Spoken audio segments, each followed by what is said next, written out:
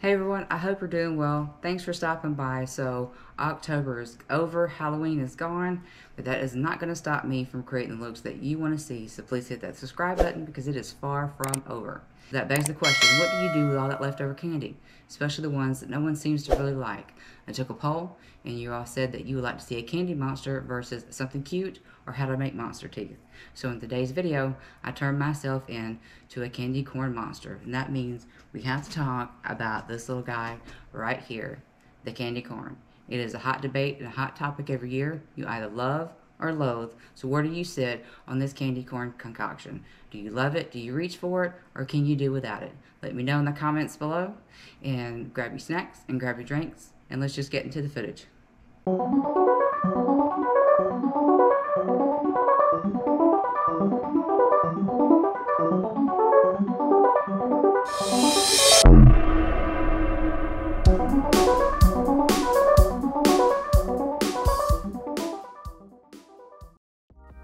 I'll be working with two types of candy corn. I am not a huge fan of it, but I found this other brand that had a different flavor, caramel apple. It's pretty good, so there might be a new fondness for the candy corn. We'll see if they come up with more new flavors.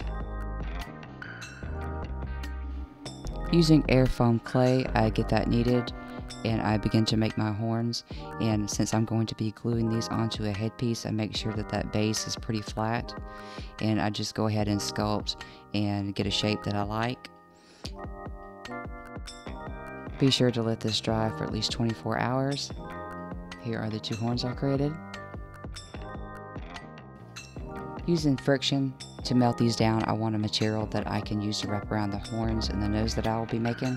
So I just give that a few pulses in the processor until I see them start to change shape.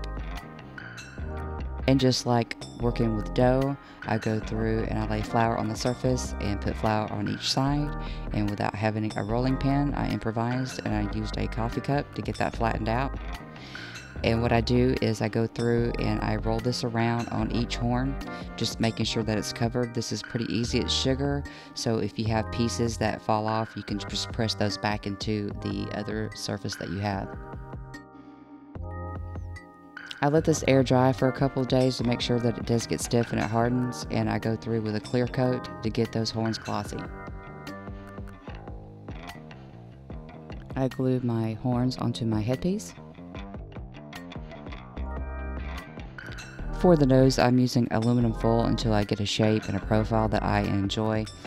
And I also be sure to go through and poke holes through the area that you'll have the nostrils, because you do want to be able to breathe. And my whole concept in this candy corn monster is that candy is molded, it has a shape, it's beveled, and it can become distinct. You think about the Hershey bar and how you know you're eating a Hershey bar if you didn't have the wrapper, those squares that pull off and break off. And so I kept that in the concept. It was okay to leave lines where you would see the sugar wrapping over the nose, and it's the same thing that I did with the mouth. I used the concept of like a chocolate bar with the idea of candy corn for teeth. So I kept this as like a costume Halloween type of thing, and I did not want to blend a whole lot for a character. I was thinking that if you could buy this at a store and this was the Halloween outfit that you were going for, it would be on the shelf and this would kind of be what it would look like. So that was the concept that I came up with for this look. Going back in with clay for the mouthpiece, I make sure to cut out a hole so that I can breathe through this when I'm actually wearing it, and I build up those teeth to poke out. I want those to be the teeth that come forward in this look, and also to be able to push teeth up underneath it. I actually glued these down onto this foam before it dried, just to give them a little bit more security. Taking another piece, I go through and I lay that on top, and this is to mimic the gum area line. You see me to do this before. I take a tool and I go through each individual candy corn just to make that look more like teeth with a natural gum. Applying the same technique with the clay over the bottom of the jaw and the teeth area to make it more secure.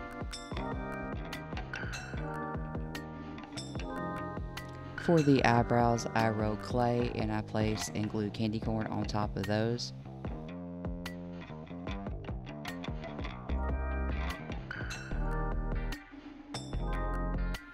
To make the teeth glossy, I use a clear nail polish instead of using a spray clear coat for more control.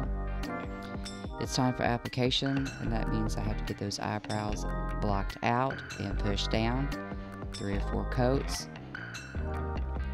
Now this is the ears. I went through and I started to paint those in some of the colors that I'm going to be using for the overall look.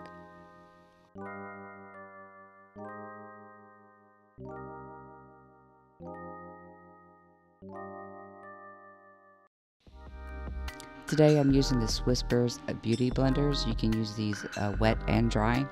I won this in a giveaway, and I am using the gray one for the powder to set the powder on the eyebrows, and I use the green one wet for the foundation.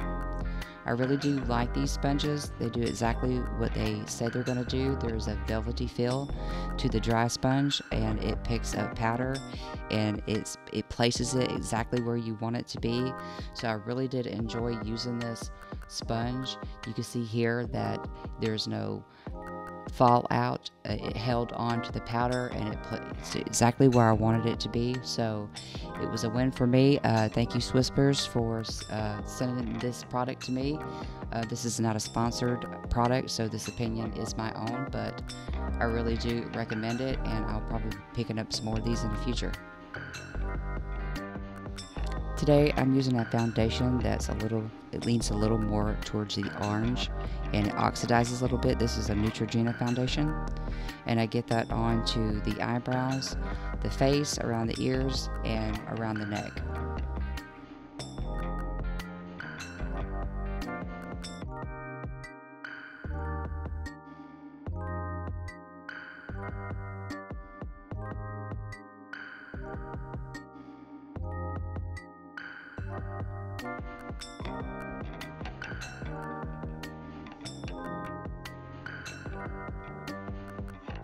I set the foundation with a setting powder, a translucent powder. Using Pros-Aide to glue these eyebrows on. Now my eyebrows are protected from the glue and the powder, and it just gives you a little bit more staying power. The candy corn is a little bit heavier. And going through with Pros-Aide again, I get my ears placed down.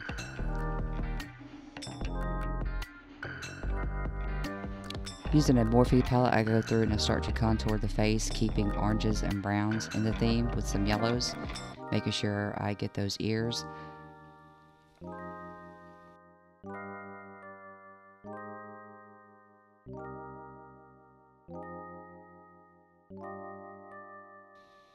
Going in with more eyeshadow, using oranges, browns, and yellows to deepen up the shadows to highlight areas of the face, continuing to contour the ears and the hairline.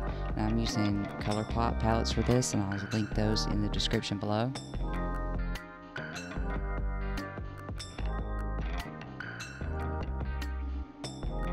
Bring in some color around the eyes, and I deepen in things that are up underneath and above the eyebrows just to give it a little bit more dimension. And I continue to carry all the colors from all the palettes that I use into every shadow and highlight. Just continue to build up back and forth.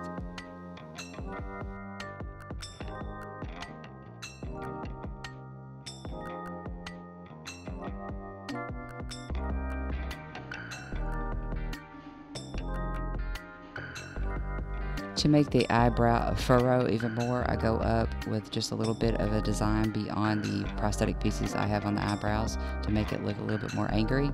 It is a monster.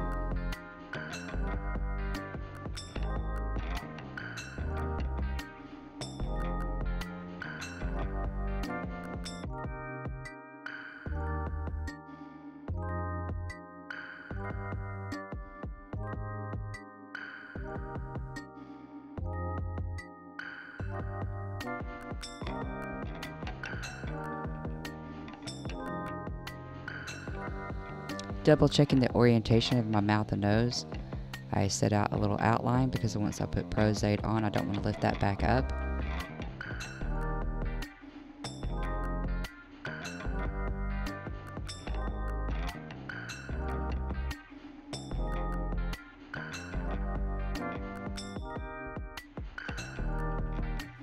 Going back in with the foundation, making sure that it matches the rest of my face and the skin and the textures, I carry the colors from all the palettes and begin to darken that up, concentrating around the gum area, making that a little bit darker with some brown.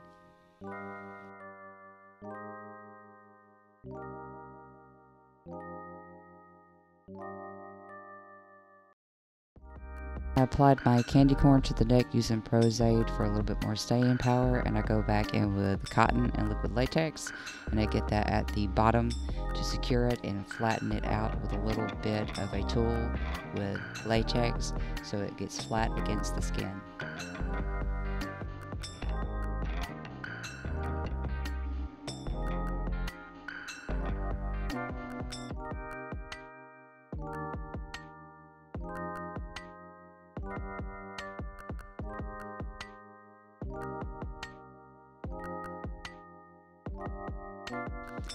Setting that latex with powder, I go through and add my foundation, again making everything look like the face and the contours and the colors, so it's layering yellows, oranges, and browns again.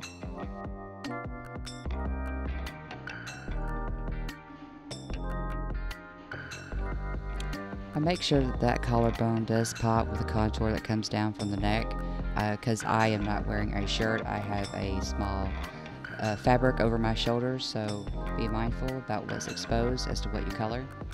I go in with a blood here, and I thought it actually had more gel in it than what it did, so I go back in with a gel blood that I picked up earlier this year to make it a lot bloody, a lot more gross. I took a wig and I teased and sprayed it a lot so I could get a little bit more volume and it would be easier to work with a headpiece, and I could hide the headpiece. So I just go through, set it down, and get it secure. It's time for the headpiece and getting the hair wrapped around those horns. Now going in to attach this nose, I did use liquid latex for this. Going back with more gel blood, I get those around the teeth and around the mouth area, making sure that things are bloody just the way I like it.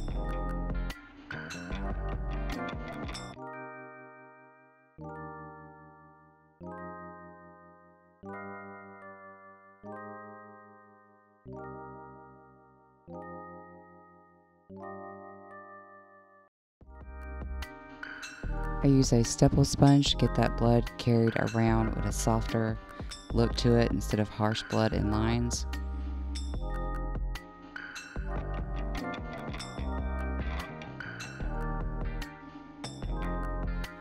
More blood, please.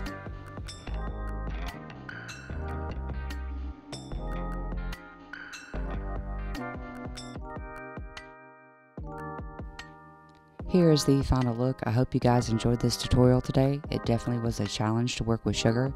Thank you to everyone who voted for this look. If you would like to see sneak peeks or behind the scenes footage or vote on my next poll, please find me on Instagram and Twitter. Those links are below. If you like what you're seeing, please give this video a thumbs up. It lets me know I'm doing a good job. And thank you for being here with me, and I'll see you guys next time. Bye.